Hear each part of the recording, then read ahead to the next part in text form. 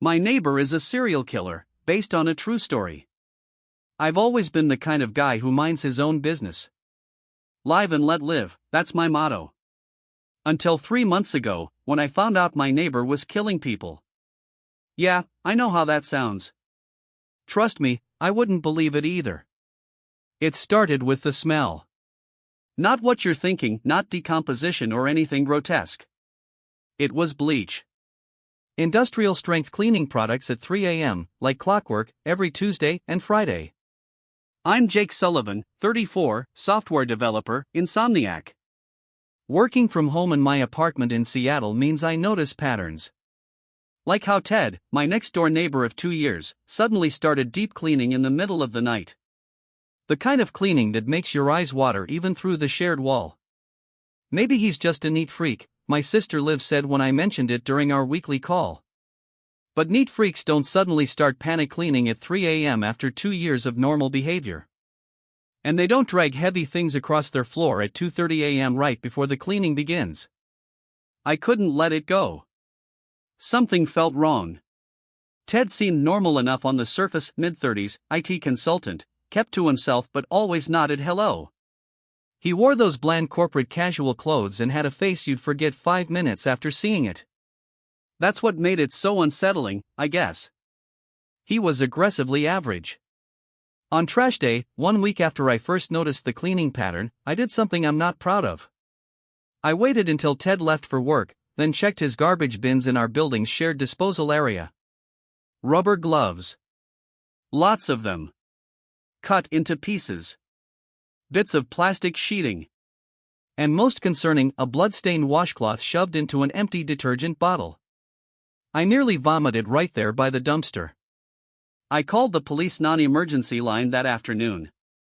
Officer Ramirez showed up looking tired and skeptical. So you smelled cleaning products and got suspicious? She flipped her notebook closed before I even finished explaining.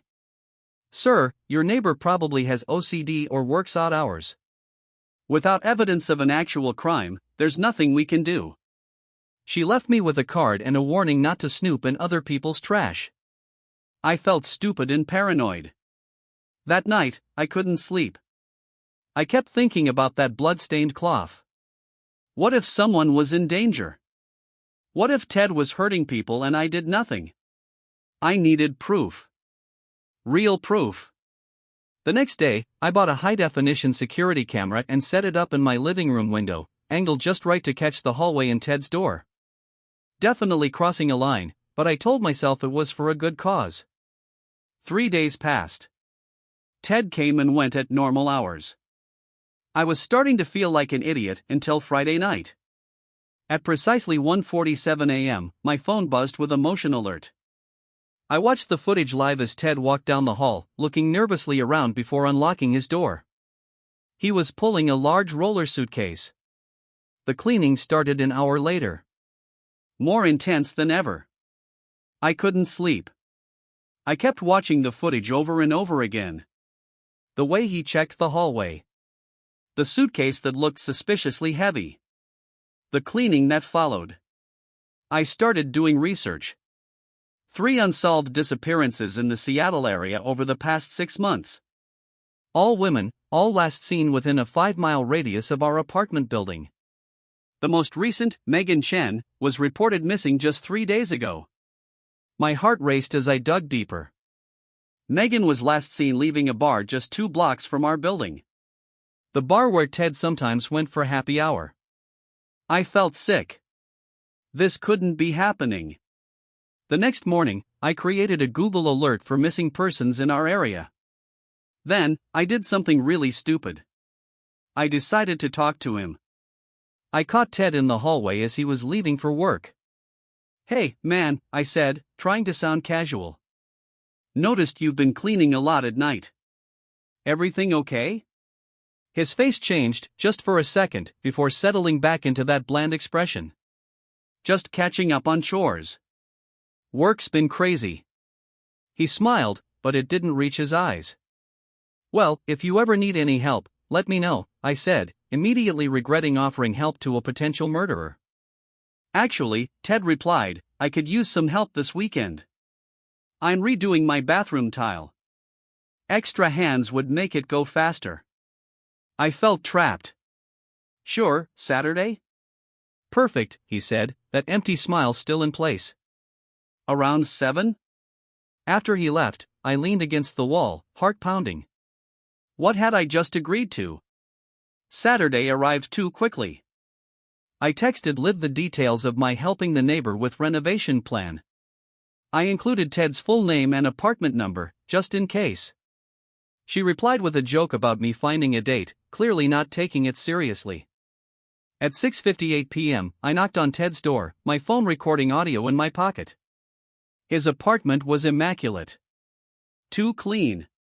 Like a showroom nobody actually lives in. And despite his claim about bathroom renovations, there were no tools, no materials, nothing out of place. Beer?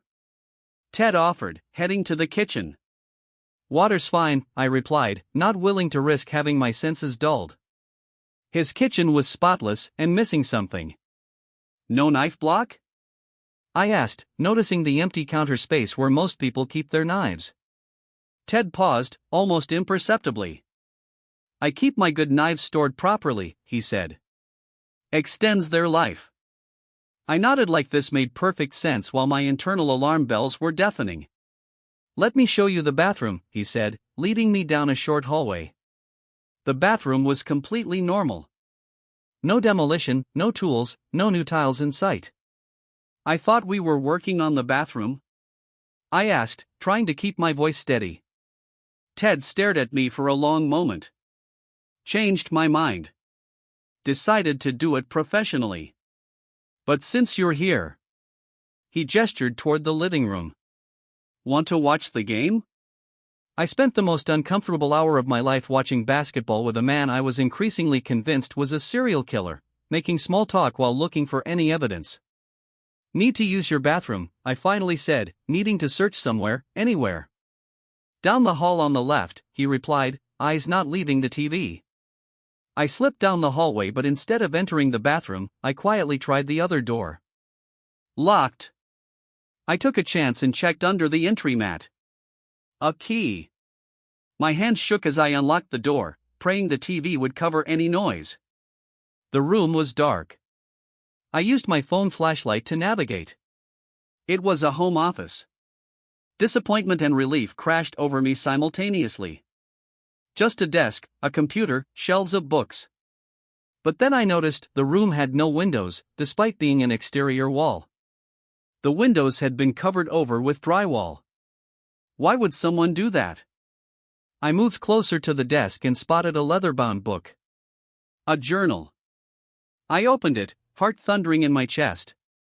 Pages of neat, meticulous handwriting. Dates. Names. Details. Megan fought more than expected. Reconsidering location selection protocols.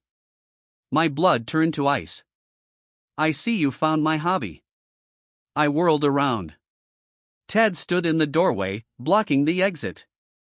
I write crime fiction, he said, his voice eerily calm. Very method, I know. I interview people, research patterns, get inside the mind of a killer. My agent says I'm close to a breakthrough. He stepped forward, hand extended. I'd appreciate my journal back. I handed it over, mind racing. Was this a convenient lie or the truth? The journal could be fiction, or it could be a record of actual murders. Sorry for snooping, I managed. The locked room made me curious. No windows makes it easier to concentrate, he said. And I lock it because, well, you just demonstrated why. People are nosy about writers. The explanation was plausible. Maybe. I should go, I said. So soon? Ted's smile didn't reach his eyes. At least finish watching the game. I made excuses and left, feeling his eyes on my back the whole way to my apartment. I deadbolted my door and tried to think. The journal seemed damning, but if he really was a crime writer, it would make perfect sense. How could I know for sure? I couldn't go to the police with, my neighbor might be a crime writer or might be a killer. I needed real evidence. That night, I barely slept. Every noise made me jump. Had I tipped him off? What if he knew I suspected him? Sunday morning, I got a text from an unknown number. Enjoyed hanging out. We should do it again sometime. Ted. How did he get my number? I never gave it to him. Monday morning, I called in sick to work and waited by my window. The moment Ted left for his job, I ran to the dumpsters again. This time, I hit the jackpot. Buried beneath normal trash was a woman's red scarf, torn and stained with what looked like blood, and a broken necklace with a distinctive pendant, a silver letter M. I pulled up the missing persons report for Megan Chen. In her photo, she was wearing a silver M necklace. My hands trembled as I called Detective Ramirez. This time, she listened. Don't approach him again, she warned. We'll look into this discreetly. For 3 days, nothing happened. No police activity. No word from Ramirez. Ted came and went as usual. I was starting to wonder if they were taking me seriously. Then Wednesday night, another missing person report hit my Google alerts. A barista named Sarah Lynn, last seen leaving work just a mile from our apartment building. I couldn't wait any longer. I called Ramirez again, but got voicemail. I texted, explaining about the new disappearance, warning that Ted might strike again. No response. Thursday morning, I was a wreck. No sleep. Jumping at shadows. I decided to call in sick again, but my boss wasn't having it. Jake, we need you on this client call. Do it from home if you must, but be there. I set up my laptop for the Zoom meeting. As I waited for the call to start, I noticed Ted's door opening across the hall. Through my security camera, I watched him leave, dressed for work as usual. The client meeting dragged on for hours. I could barely focus. When it finally ended, I checked my security footage for the day. Ted had returned home at 12:30 p.m., hours earlier than usual. And he was carrying what looked like a tool bag. My phone buzzed with a text from Ramirez, lab results back on items you found. Blood confirmed. Search warrant being processed. Stay away from suspect. Too late. He was already home. I stared at my security feed. Ted's apartment door opened again. He stepped out, looked directly at my security camera, and waved. Then he held up a piece of paper to the camera. I know what you did. My heart stopped. He knew. Somehow, he knew I was watching him. I frantically called Ramirez. No answer. I texted, he knows. He's here. I grabbed my keys. I had to get out. I'd wait somewhere public until the police arrived. Just as I reached my door, the power cut out. My apartment went dark. The backup generator should have kicked in immediately for the building, but nothing happened. My phone lit up. A text from Ted's number, need help with the power? I'm good with electrical systems. How did he cut the power to the whole building? Then I remembered Ted had mentioned once he used to work as an electrician before switching to IT. I texted Ramirez again, power out in building. Suspect likely responsible. No reply. A soft knock at my door made me freeze. Jake? It's Ted. Building manager asked me to check the electrical panel. It's right behind your unit. I didn't answer. There was no electrical panel behind my apartment. I know you're in there, Jake. His voice took on a different tone, harder, colder. We need to talk about all this snooping you've been doing. I backed away from the door. The handle jiggled. Had I remembered to deadbolt it after my last trip to the garbage? Yes. The deadbolt was engaged. Jake, don't make this difficult. I just want to talk. I retreated to my bedroom, looking for anything I could use as a weapon. I grabbed a heavy metal lamp and unplugged it. The apartment fell silent. Had he given up? My phone vibrated. A text from Lev, hey, your neighbor Ted just called me. Said you had an emergency? My blood ran cold. How did he know my sister's number? I texted back, not true. Call police. Send to my address. No response. A sickening realization dawned on me. Ted worked in IT. He could have hacked my phone, seen my contacts, my texts to Ramirez, everything. A loud crash came from my living room. The sound of splintering wood. He was breaking through my door. I dashed into my bathroom and locked the flimsy door, knowing it wouldn't hold. I climbed into the bathtub and pulled the shower curtain closed, clutching my lamp. Jake? Where are you hiding? Ted's voice echoed through my apartment. You know, I actually liked you. Quiet. Kept to yourself. The perfect neighbor. His footsteps moved toward my bedroom. I held my breath. All you had to do was mind your business, he continued. But you couldn't do that, could you? The bathroom door handle turned. The lock held, for now. This is what happens when you stick your nose where it doesn't belong, Jake. A thud against the door. Another. The frame cracked. I gripped the lamp tighter, trying to control my breathing. If he got through, I'd have one chance. Just one swing. The third impact broke the lock. The door swung open. I stayed perfectly still behind the curtain, watching Ted's shadow approach. You know what's funny, he said, his voice unnervingly calm. The police were never going to believe you. Know why? Because I'm not who you think I am. The curtain ripped open. I swung the lamp with all my strength, connecting with his shoulder. He stumbled backward with a yell of pain. I lunged past him, running for the front door. My apartment door was hanging off its hinges. I sprinted into the hallway, heading for the stairs. Stop right there. A woman's voice rang out. Detective Ramirez stood at the stairwell door, gun drawn. Behind me, Ted emerged from my apartment, clutching his shoulder. Officer. Thank God you're here. He attacked me. Ramirez kept her gun level, eyes darting between us. Both of you, hands where I can see them. I raised my hands, breathing hard. He broke into my apartment. He cut the power. The power's out because of a transformer explosion 3 blocks over, Ramirez said. Backup systems failed. We've had calls about it for the last hour. Ted's eyes went wide with innocent confusion. I came to check on him when the power went out. He's been acting strange, stalking me. Then he attacked me with a lamp. That's not true. I shouted. He's the killer. The evidence I gave you. The lab found animal blood, Mr. Sullivan, Ramirez cut in. Pig blood, to be precise. I felt the world tilt beneath me. That's not possible. The necklace was a common design sold at mall kiosks across the city, she finished.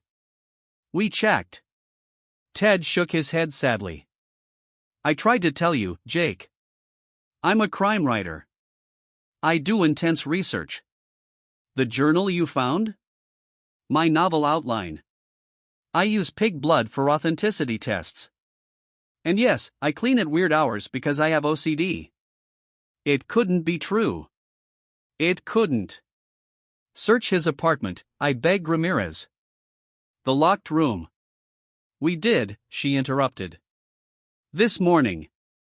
Mr. Carson cooperated fully while you were on your conference call. We found nothing but a writer's office. His literary agent confirmed he's working on a crime thriller.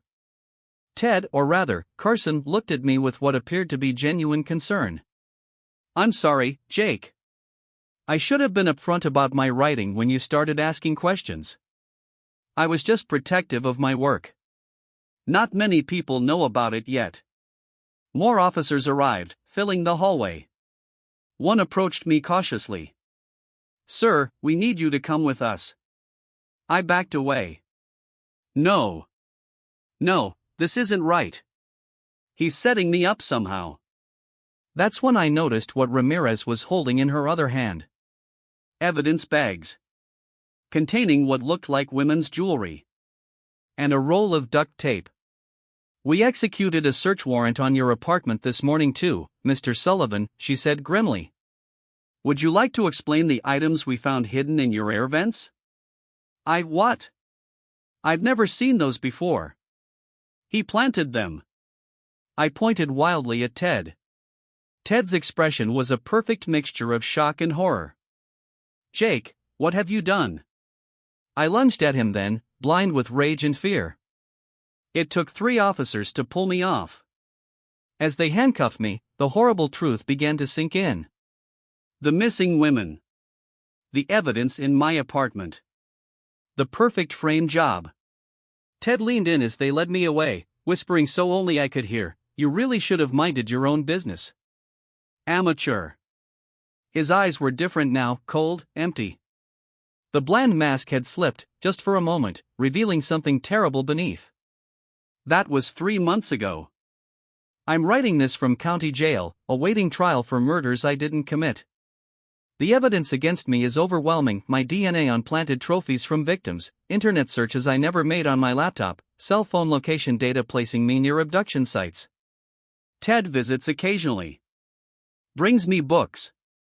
Tells the guards he feels sorry for me, wants to understand what drove his neighbor to kill. Says he's incorporating it into his novel. Nobody believes me. Not the police. Not my lawyer. Not even Liv. But I know the truth. My neighbor is a serial killer. A meticulous, patient, brilliant killer who set me up to take the fall when I got too close. And the worst part? Last week, he told me he's moving to Chicago. Fresh start, he says. New apartment. New neighbor. New hunting ground. The end.